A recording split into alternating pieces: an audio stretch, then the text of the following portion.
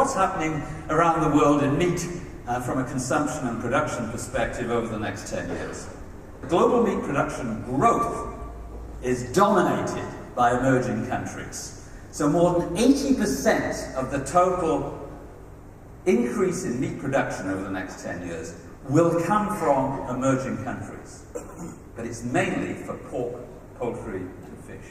I think right off we have to accept that if you're in the lamb business, if you're in the beef business, for goodness sake, actually you're in minority meats. Nothing wrong with that. They're premium minority meats. And there's a very, very modest expansion in developed countries, in the Europes, and Australia included, in terms of production.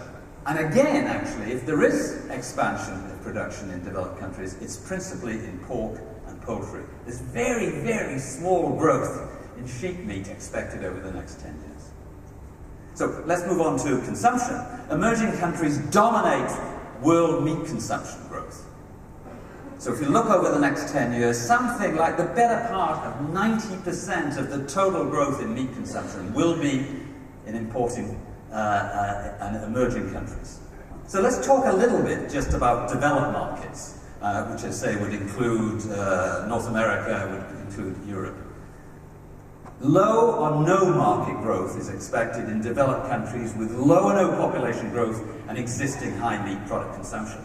Actually, per capita meat consumption is high. It's very high in Australia, New Zealand, and in the US. But it's very, very little growth. And in many countries, actually, per capita meat consumption is declining. If you take Australia, the growth in the meat market is largely driven by more people. So it's increasing population. It's not in increasing per capita consumption. Clearly, there are huge opportunities in China. But let's remember that the Chinese consumer is quite different from the consumer in the West. They don't eat like we do. It's much more complex. There are sort of notions of hot and cold that don't relate to temperature. As it happens, lamb is a heating meat. That it's good for cold weather, if you will. But one of the big elements in China is about food safety and as well as food integrity. Whether it be right or wrong, there are lots of concerns out there in consumer land about the modern food industry. But this is a serious area. This sort of suggestion that the modern food industry is somehow harming consumers. And so price is important. Yes, it's important. And safety and integrity is important. I'll come back to that. But people are interested in food ethics, in food sustainability, and in food provenance.